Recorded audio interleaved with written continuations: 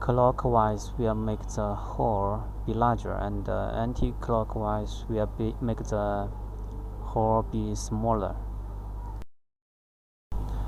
Now we need to adjust the size of the hole according to the size of the cap. Then put on the rubber piece and the cap, and use the crimping tool. Press slowly on the cap to tighten the cartridge.